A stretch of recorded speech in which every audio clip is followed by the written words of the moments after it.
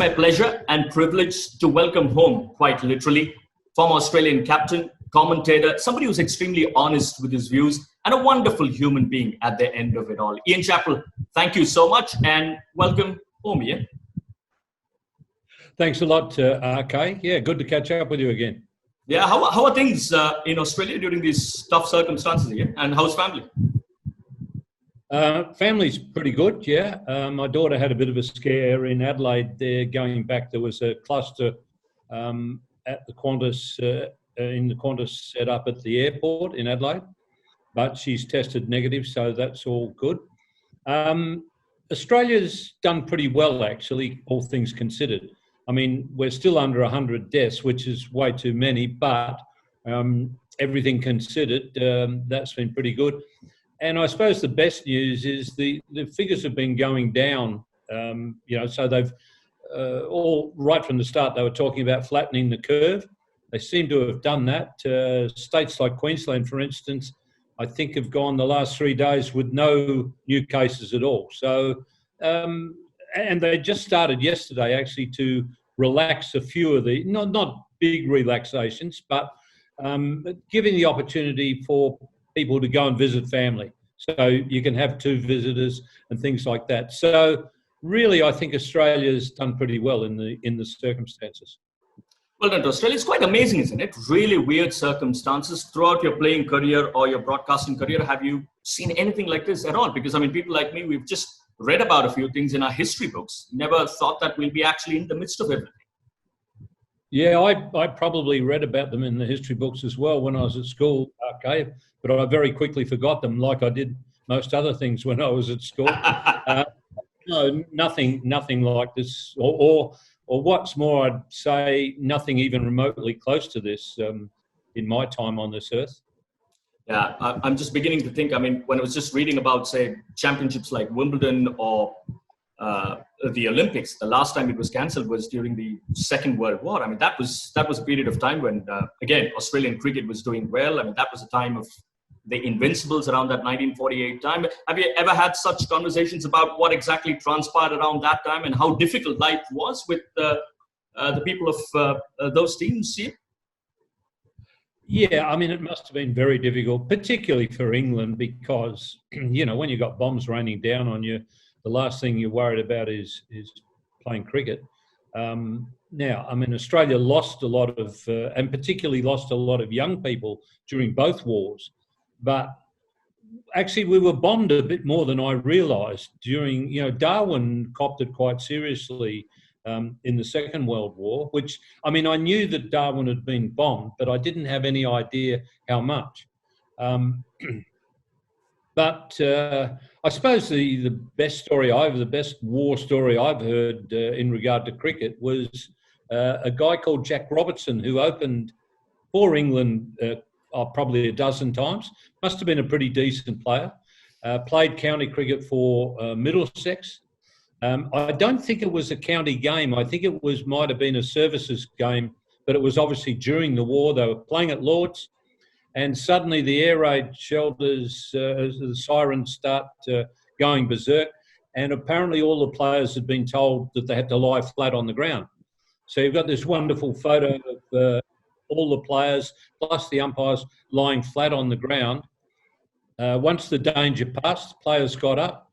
Bloke bowled to Jack Robertson, the first ball after the air raid sirens, and he hit it for 6.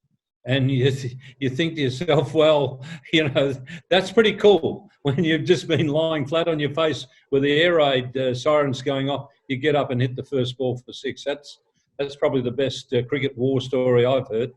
It's quite incredible, actually. As you were saying, I was just imagining in my mind as to what would have been going through. And just to imagine somebody just lying down flat, getting up, all right, take guard, first ball, boom, 6.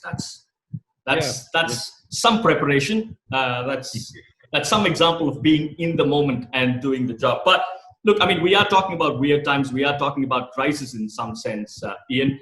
Cricket over the years has seen plenty of crises. It has done all right to come out of a lot of them. But if you were to pick a couple of things, let me put it this way. A crisis which you think could have been avoided is one crisis is something that I might want you to tell me, and the other, cricket was better off after that crisis. So two different things. What do you think those could be, in your opinion? Well, Richie Benaud quite often said cricket is the most controversial game of all, and but I mean, most of the crises we've had before, you know, apart from the two wars where cricket was stopped in most places for parts of the war, the crises have been, you know, chucking. Chucking has been a fairly constant one. But to me, the one thing that, and chucking, you know, abusive players, those things are never going to bring the game down, because if they're handled properly, you get rid of them out of the game and you move on. But the one that, to me, that was always could bring the game down is corruption. You know, if you're starting to fix matches or not play to the best of your ability, I mean, as a fan, why are you going to pay money to go along and watch a game that you think is not on the level? I mean, there's no way in the wide world I'm going to pay money to watch that.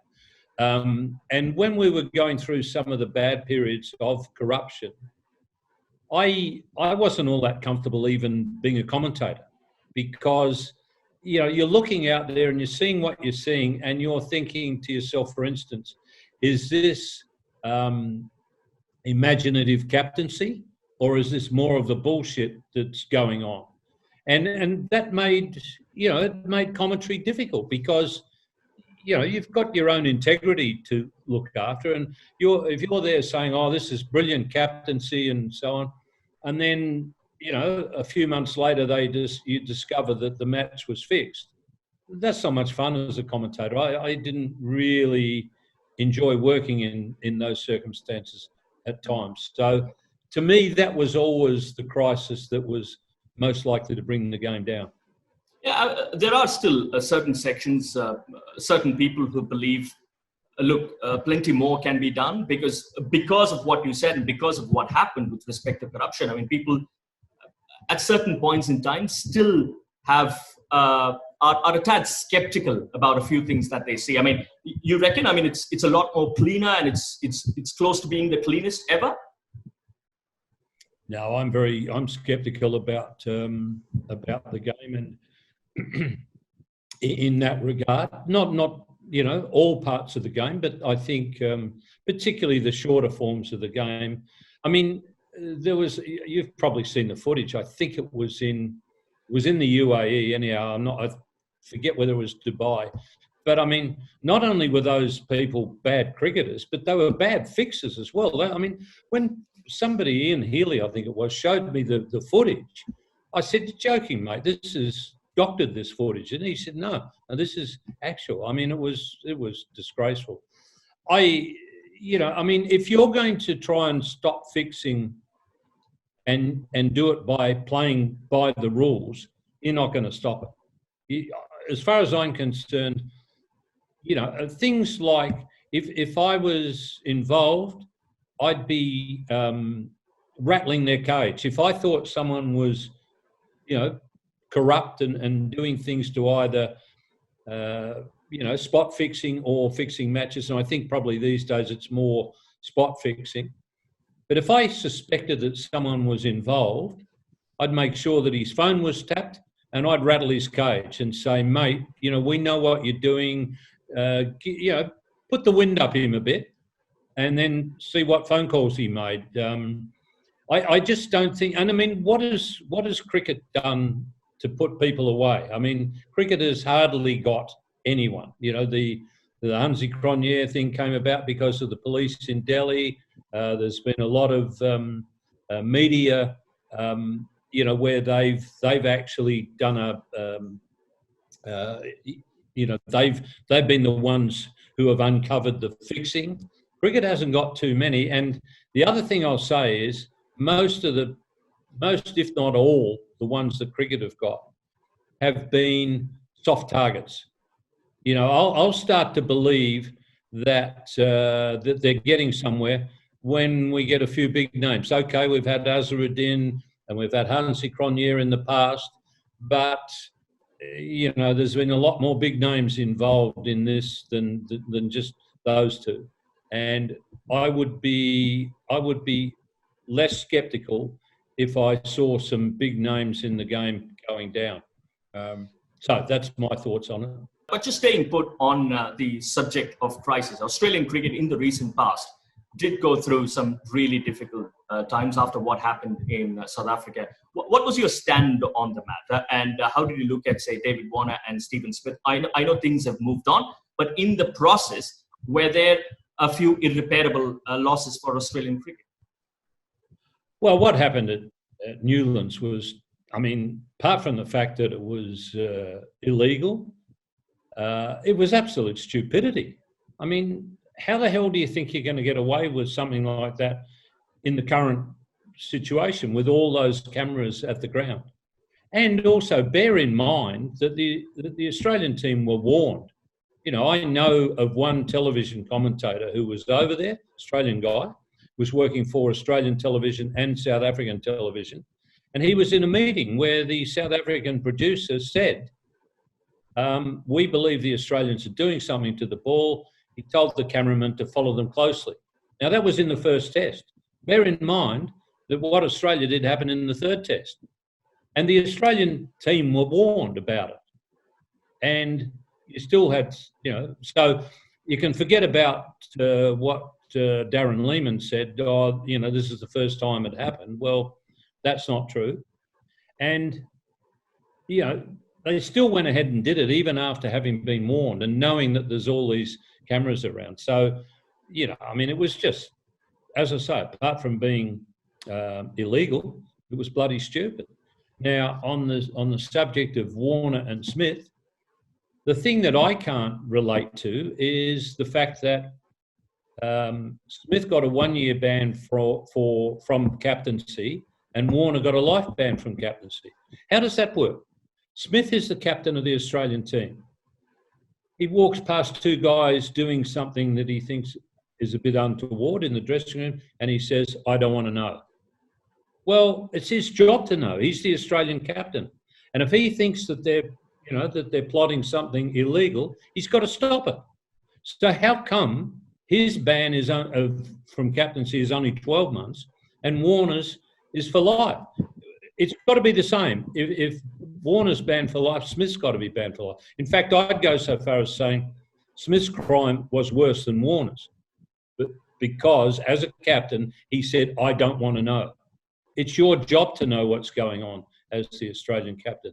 So I think there was a bit of prejudice against Warner in those circumstances, and that's why he copped it in the neck. Because I did read somewhere, probably you were of the opinion, correct me if I'm wrong, that maybe David Warner, in terms of his tactics and his ability to take a few decisions, fairly bold decisions, he would have made a good captain of Australia. Am I right? Ian, did you have that view, or do you have that view, David Warner as a captain? Most definitely. Yeah, I think he would have made a very good captain of Australia. I've talked with David quite a bit about cricket, about batting, and he's got a very good grasp of the game. And the other thing that I like about his thinking on the game, it's very attacking. All his thoughts are attacking.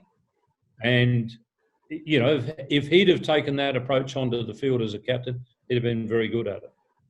But at some level in Australia, have we seen that happen in the past? I know it's a completely different situation that I'm getting into.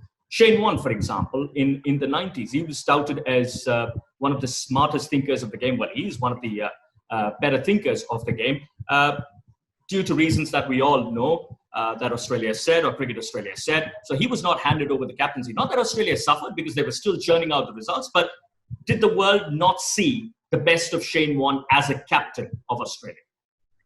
Oh, I think Shane Warne would have been a very good captain of Australia. There's a bit of a history there with Australia. I mean, Neil Harvey and Keith Miller are two other guys that would have been very good captains. I mean, to appoint Ian Johnson captain of Australia ahead of Keith Miller, ridiculous, absolutely ridiculous. On the subject of captaincy, let's shift focus probably to India, Ian, because over the last 20 years, India has had some very, very good captains. sort of Ganguly, it was Mahendra Singh Dhoni, Rahul Dravid took over the reins for a while. Anil Kumble at certain points in time was a captain. Then you had Mahendra Singh Dhoni, as I said, then Virat at the moment. So if you're looking at these names, whose captaincy has impressed you the most, and why would you say so? Well, I think the one thing that stands out to me, all those names you've mentioned, Kohli is the one who doesn't fear defeat. Yeah, he's prepared to lose a game in trying to win it, and you've got to be that way as a captain, in my opinion. I think Kohli is the sort of captain who the draw is way back here. You know, that's an absolute last resort. He's there trying to win the game for as long as he possibly can, and then if you find you can't win it, well, then sure, you've got to take the other preference, which is to draw the match, which is better than losing it. But you know, I think that Kohli is the one captain of those that you mentioned who was prepared to lose a game in trying to win it, and that can happen. I mean, my approach to captaincy always was, if you're playing a 5-test series, if you win 3, you're going to win the series. Now, if you give yourself a chance of winning all 5, your chances are much improved to win the 3. And if you happen to lose two along the way, 3-2 is a good result. You've won the series. So, you know, I think Kohli definitely takes that approach, and I like that approach. The Indian captain that I played against was Tiger Pataudi, and I think Tiger was of a similar mind to Kohli, very attacking and wanted to win. The big difference is Kohli has got the pace bowlers that Tiger didn't have. But Tiger used his spin bowlers very cleverly. It's interesting, isn't it? Because I was just watching one of those documentaries recently on one of the platforms, and they went behind the scenes to talk to Justin Langer, to Tim Payne, and it was fairly evident that the Australian dressing room was thinking a lot more about Virat Kholi, the batsman, the captain. So is that the kind of effect that Virat has had on that Australian cricket team of late? Well, I don't know. I didn't. If you think I'm going to put myself through 8 hours of watching that, so I don't know what they were thinking. And yeah, I mean, if you're playing Test cricket, you're expecting to come up against all good players and a few who are better than that, you know, top class players. And Kohli obviously is in the top class category. But you know, it doesn't matter how good a player you're up against. You've always got to believe that you can get them out. I'm talking obviously batsmen now. So, you know, if they were, I mean, you do concentrate a bit more heavily on the better players in the opposition, but you can't ever get to the point where you're thinking, oh, I don't know how to get this guy out. You've always got to believe, you know, I mean, when Sobers got the 254 at the MCG, throughout that innings, I thought we could get him out. There were times when I wasn't sure that we could, but you've got to keep thinking that you can get an opposing batsman out, no matter how good he is. I know you can't compare batsmen of different eras. That is not something that we normally do. But in terms of where Virat is, how do you look at his batting? Because there was a point in time when we spoke about Virat, Kane Williamson, Stephen Smith, Joe Root, and said, look, this is the next generation. They are vying for the top spot. Has Virat gone away from the other 3 that I'm talking about?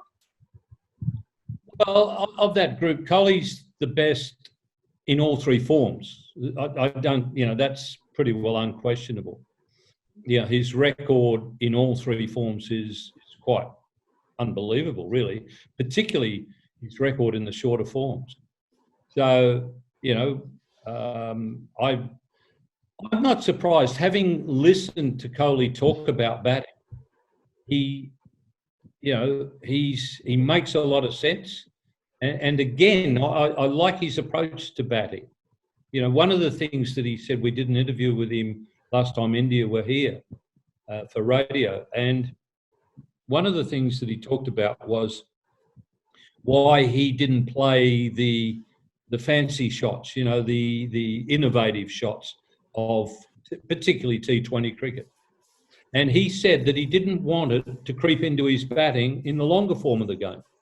And if you look at, the best short form player in the time that I played was Viv Richards. Viv wasn't playing, he just played normal cricket shots, but he played them so well and he placed the ball so well that, he was able to score at a very, very fast rate. Kohli's the same. He just plays traditional cricket shots, but he plays them very well. He hits them into gaps. And I think the other thing that stands out with Kohli is his fitness and his running between wickets. The way he pushes himself running between wickets, he's incredibly fit. Some of his performances are quite amazing. Is it just a reflection of his personality that comes through in his batting? Because, when you look at Kohli, there's never a dull moment with Virat Kholi, the individual. When I say dull, it's not just the expressions, but he's so active and energetic on the field, whether it's day 1 or day 5 of a test match. Yeah, I thought when he took over the captaincy that he was so emotional that it might affect his captaincy adversely. But I think he has reined it in a little bit, but he's made it work for him in his captaincy rather than work against him. So, what you work out with Kohli is that he's a pretty smart damn cricketer. And that's one of the reasons why he's not only been a successful captain, but he's also a very successful batsman. I know there are a lot of things that we can talk about Virat Kohli, but Ian, let me go forward and talk about what we could look at as far as the game of cricket is concerned in the future. If and when, obviously, things settle down. How do you see the game of cricket changing globally after this coronavirus issue? Well, I'd like to think that in this period of hiatus that the administrators would be thinking about where they want the game to go. I thought the time was right to do that back. You remember when the ICL was starting up?